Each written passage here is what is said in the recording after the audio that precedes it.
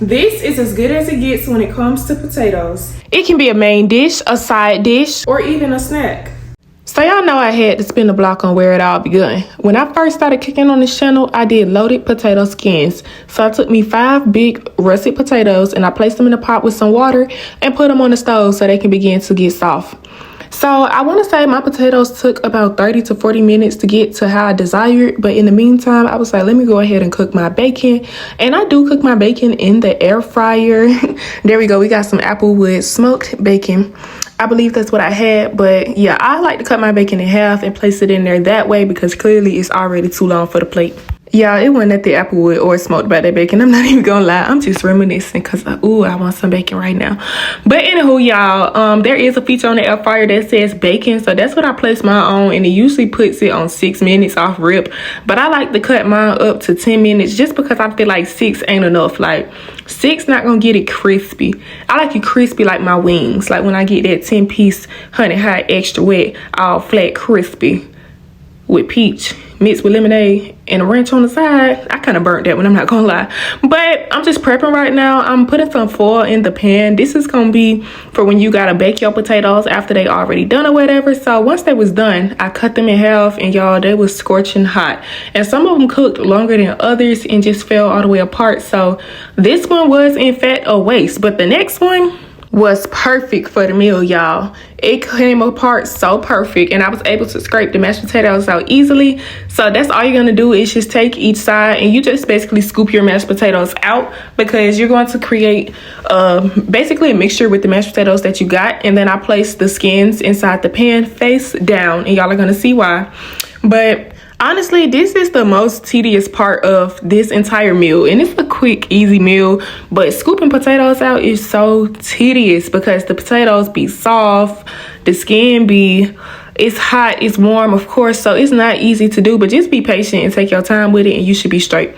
So then I put me some butter in my potatoes. That's optional. I know everybody don't like butter in their potatoes. But I also put me some black pepper, some parsley, some shredded cheese, and then you go crush your bacon up on the top of this. Now, if I had more bacon, I would have used more bacon. Just a disclaimer. Y'all drop down in the comments y'all favorite type of potatoes. Y'all like the bag potatoes or y'all like these good homemade potatoes? But the cheese is also an optional part. That is Kobe Jack, by the way. That's my favorite type of cheese I like to use when I pretty much do any type of meal. And if you've been here since day one of the start with Cooking with Kari, I just want to say thank y'all. And if you haven't, now you're a part of the family. So make sure you hit that subscribe button right now. But y'all, usually I don't use all my bacon. I usually put some more on the top, but truth be told, I didn't have that much bacon, so I ended up putting all of it inside of my mashed potatoes. And after this, you can use a spoon or a masher. Is that what it's called, y'all? I don't know the correct utensils, but Cooking with Kari is about to upgrade and I'm about to learn the names of everything. But yeah, I take me a little masher because a spoon not finna do it too well. And I basically just mash them all up just as if I was making actual homemade potatoes with this. I feel like mashing mashed potatoes is a very satisfying thing. Like, it's so satisfying, y'all. But any TikTok meals that you guys would like for me to try, meals, desserts, candies, anything, please drop it down in the comments below, y'all. Or you can send it to my TikTok, which you can find in the description to this video. But after we mash it, we pretty much finna be done with this meal and we about to get into the final steps of it. Like I said, y'all, get one of those. It makes everything 10 times easier than you trying to take a spoon and basically stir it, because after a while your mashed potatoes are not gonna be that hot. And then you can take a spoon after that just so that you're able to scoop everything up. So now take you some olive oil and just coat the backs of the potatoes. It's okay if you don't cover it all the way, because once that oil hit that pan, you're gonna be all right, as long as something is in that pan so that it don't stick.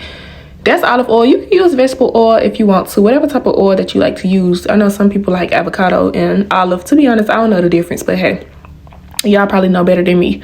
But anyway, after that, flip them back over to their rightful side and you're gonna start to take your mashed potato mix and basically you fill each one of your skins up with that mashed potato mix and mash it down after you do it so that it's not like, you definitely don't want your food to spill over or just to look too sloppy. So you can take the back of your spoon and mash it down. And I'm pretty sure this is not the way that a lot of people do their potato skins, which is why you gotta like this video right now, because I'm putting y'all down on the best way and the right way to do your loaded potato skins.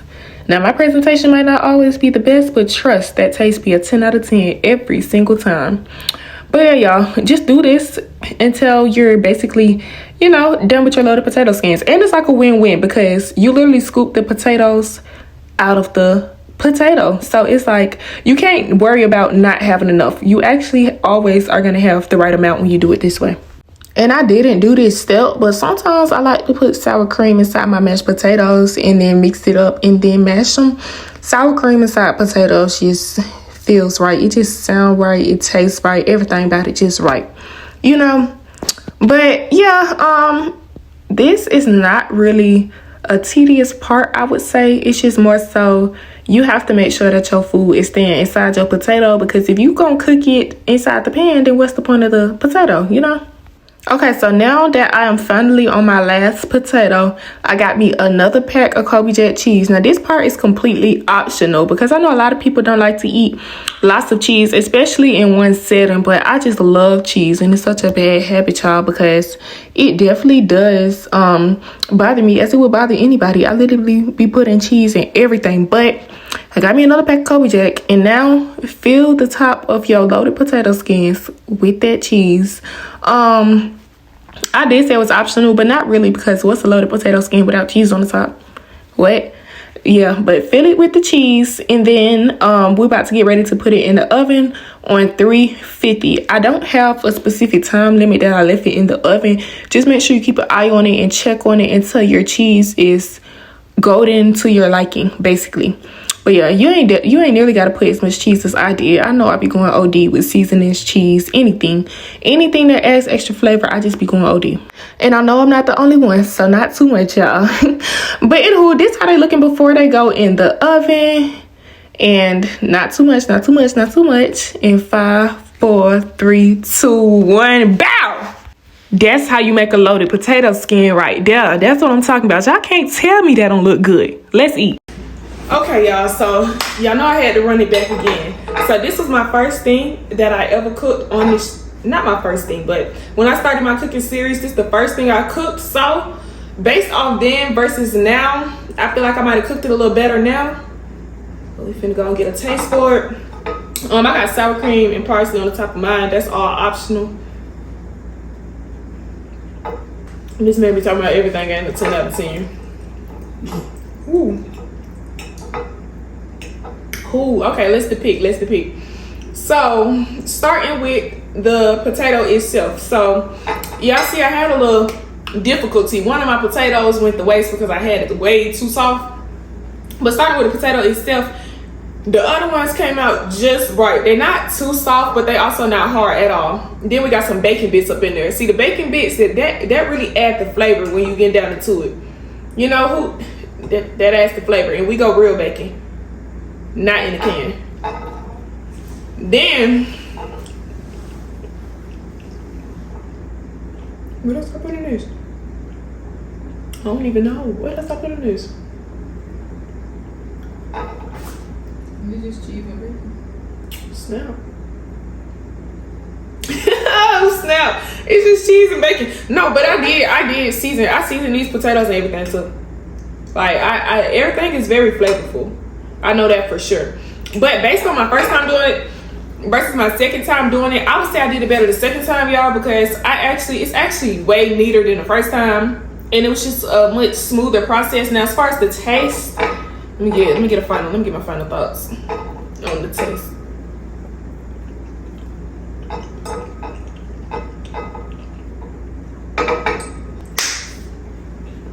As far as the taste, I'm better than the Potato Factory. Y'all think I'm up there with it? I'm up there with the Potato Factory. Man, I'm better than the Potato Factory, man. That was good. I can't. Potato Factory ain't got nothing on me. Man, I'm better than the Potato Factory. Cooking with Kari, second time loaded potato skins, man. I give these ones a 9 out of 10. But yeah, Georgia Potato Factory, I'm coming for you. Make sure you guys hit that subscribe button and stay tuned for my next episode.